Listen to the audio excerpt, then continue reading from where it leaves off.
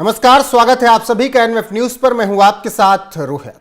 अब नए दौर की कहानी शुरू होने वाली है, क्योंकि अमेरिका में अब सत्ता में डोनाल्ड ट्रंप की वापसी हो चुकी है। इसके बाद अब तमाम तरीके के कयास लगाए जा रहे हैं। सबसे पहले कहा जा रहा है कि भारत के साथ जो रिश्ते उनके पहले कार्यकाल में थे, उसी तरीके से अच्छे रिश्ते बने रहेंगे। यह वजह है कि पीएम मोदी ने तुरंत उन्हें बधाई दी। साथ ही इस वक्त दुनिया में जो युद्ध चल रहे हैं, वो चाहे रूस और यूक्रेन का हो, इजराइल और हमास के बीच हो, ईरान और के साथ जो इस वक्त बवाल चल रहा है, उन सब को लेकर भी कहा जा रहा है कि ये सब शांत होने वाला है, क्योंकि डोनाल्ड ट्रंप ने वादा किया था कि वो युद्ध हर जगह रुकवा देंगे। लेकिन एक तबका ये भी कह रहा है कि ट्रंप की जीत के बाद मुस्लिम देश, जो अरब देश हैं, उनकी टेंशन बढ़ी हुई है, क्योंकि डोनाल्ड ट्रंप कहते हैं कि घुसपैठिए हर जगह से भगा दिए जाने चाहिए, अमेरिका में तो रहने ही नहीं चाहिए। बाकी मुस्लिम कट्टरता को लेकर वो लगातार उसी तरीके से आवाज बुलंद करते हैं जैसे उत्तर प्रदेश में योगी आदित्यनाथ और देश में प्रधानमंत्री नरेंद्र मोदी करते हैं। तो ऐसे में क्या ईरान के लिए, हिजबुल्लाह के लिए और अरब देशों के लिए ट्रंप काल साबित होंगे? इसी मुद्दे पर चर्चा करने के लिए मेरे साथ एडवोकेट योगेश अग्रवाल हैं। बहुत बहुत स्वागत है सर आपका एनएफ न्यूज पर। जी रोहित जी। सर, सबसे पहला सवाल यही कि ट्रंप की इस जीत को आप कैसे देख रहे हैं?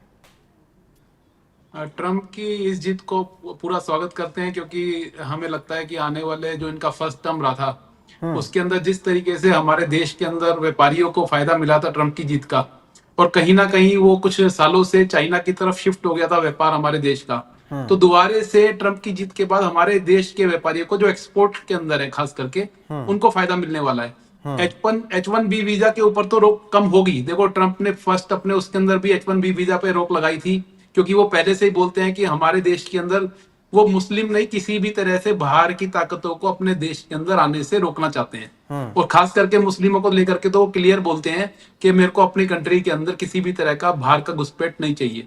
तो जो H1B वीजा को लेकर के जो पहले के स्टैंडर्ड थे, उनको तो सख्त करा जाएगा। तो उसके कारण जो H1B वीजा के अंदर जो लोग आसानी से यूएस शिफ्ट हो जाते थे, अब वो इतना आसान नहीं रहेगा।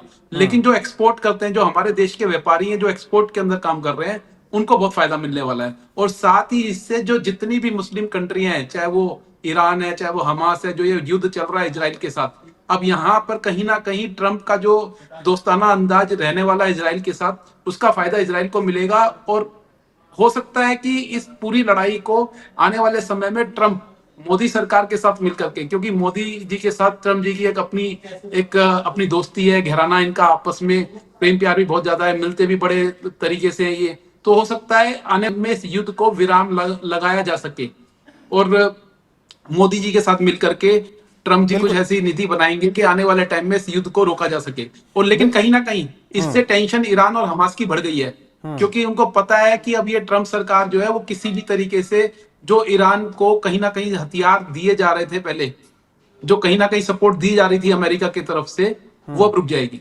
और इसका फायदा सीधा निश्चित तौर पर योगेश जी, जिस तरीके से जो बाइडेन के कार्यकाल में एक अलग अंदाज दिख रहा था, भारत को लेकर भी तमाम तरीके की धमकियां अमेरिका की तरफ से आती रहती थी, कई मुद्दों को लेकर अमेरिका मुखर होकर भारत का विरोध करता था।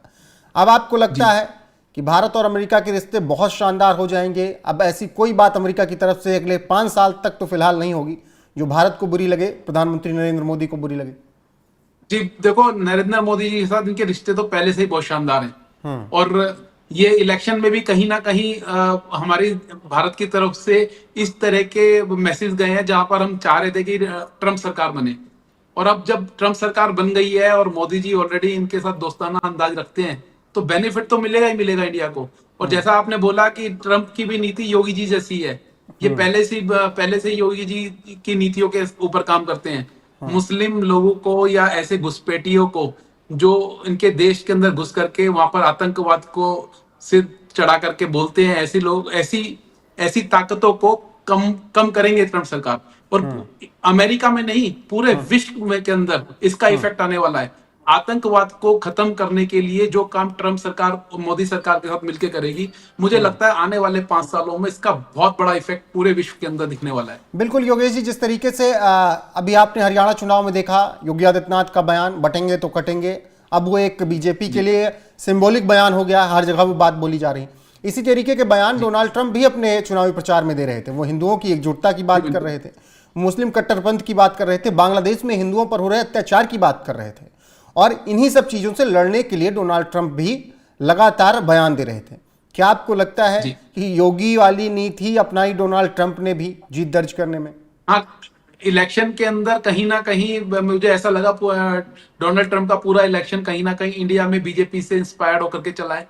ऐसे मुद्दों के ऊपर आवाज उठाई है जहां पर लोगों को एकत्रित करा गया है, खास करके हिंदुओं का जो पोलराइजेशन करा है वोट का, वो कहीं ना कहीं जो योगी जी के डायलॉग्स थे उनको वहां पर इलेक्शन के दौरान यूज करा गया और वहां हिंदुओं को साथ अपने आप लेके आए हैं और कहीं ना कहीं हिंदुओं के वोट से इनको ये जीत मिली है। और मुझे पूरा भरोसा है ये हमारे हिंदुस्तान के लिए और हमारे हिंदू वासियों के लिए जो खास करके अमेरिका में रह रहे हैं या विश्व के किसी भी कोने में रह रहे हैं, उनके लिए कुछ ऐसी नीतियां बनाएंगे जिससे आने वाले समय में हिंदुओं को और हिंदुस्तान को बहुत फायदा मिलने वाला है। योगेश जी, डीप स्टेट अक्सर हावी रहता है, अमेरिका उसी एंगल से चलता है लगातार। बांग्लादेश में डीप स्टेट ने जो उथल पुथल आपने देखने को मिली उसकी वजह से हुई, भारत में भी जो कैंपेनिंग हुई विपक्षी पार्टियों की उसी आधार पर हुई। डोनाल्ड ट्रंप डीप स्टेट के सबसे ज़्यादा खिलाफ हैं। क्या लगता है कि डोनाल्ड ट्रंप अब डीप स्टेट को भी समझा देंगे कायदे से?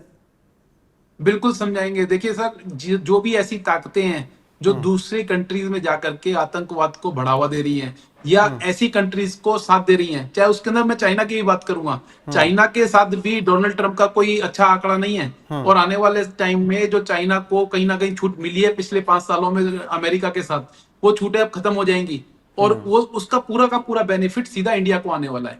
चाहे वो व्यापार के तौर पे बोले, चाहे वो आतंकवाद को लेकर के बोले, चाहे वो डीप स्टेट को लेके बोले, तो जितनी भी इनकी पॉलिसीज है कहीं ना कहीं वो इंडिया को बेनिफिट करने वाली है। और मोदी जी के साथ खास करके इनका आपस में जो इनका रिलेशन है उसको लेकर के भी इंडिया को इसका बहुत ज्यादा बेनिफिट मिलने वाला है। बिल्कुल। तमाम राजनीतिक विश्लेषकों से जब से नतीजे आए हमने बात की तो सबका एक कॉमन बात कहनी थी कि जिन मुस्लिम देशों से बन रही है ट्रंप की उनसे कोई दिक्कत नहीं, जैसे यूएई से उनको कोई दिक्कत नहीं होगी, बन रही है उनमें कोई दिक्कत लेकिन नहीं है। जिनसे नहीं बन रही है, चाहे उसमें हिजबुल्ला जैसे हों, चाहे वो ईरान हो या इराक हो, इन सब के लिए ट्रंप काल साबित हो जाएंगे। बिल्कुल। देखिए, जितनी भी ऐसी कंट्रीज है जो मुस्लिम देश ऐसे हैं जिनकी ट्रंप के साथ अच्छी एडजस्टमेंट है या जिनके साथ बनती है, आप देखेंगे उन्हीं कंट्रीज के साथ इंडिया की भी अच्छी पॉलिसीज हैं और उनके साथ मिलकर के मोदी सरकार ऑलरेडी काम कर रही है। चाहे आपने उसके अंदर यूएई का नाम लिया है, जो भी ऐसी अरब कंट्रीज हैं, वहां ऑलरेडी मोदी सरकार में मोदी जी ने विजिट भी करी है और उनके साथ अपने व्यापार नीतियों को भी आगे बढ़ाया है। तो सेम मुझे लगता है कि क्योंकि दोनों ही कंट्रीज अब एक ही विजन के ऊपर काम करेगी तो आने वाले समय में जो इसका रिजल्ट है वो वैश्विक तौर पे देखा जाएगा। खाली अमेरिका पे इसका इफेक्ट नहीं आएगा, ओनली इंडिया पे नहीं आएगा, पूरे विश्व पे इसका इफेक्ट पड़ने वाला है। चाहे वो लड़ाई इजराइल और ईरान हमास के बीच की है, चाहे वो लड़ाई रशिया और यूक्रेन के बीच की है। अब यूक्रेन को भी जो सप्लाई हो रहा था ना सारा असला, वो असला सप्लाई होना कम हो जाएगा और कहीं ना कहीं पूरे युद्ध के ऊपर उसका इफेक्ट लगेगा और हो सकता है आने वाले टाइम में ये युद्ध विराम की तरफ जाए। बिल्कुल विराम की तरफ जाए, यही बात डोनाल्ड ट्रंप अपने लगातार कैंपेन में कह रहे थे। एलन मस्क का बहुत बड़ा योगदान रहा।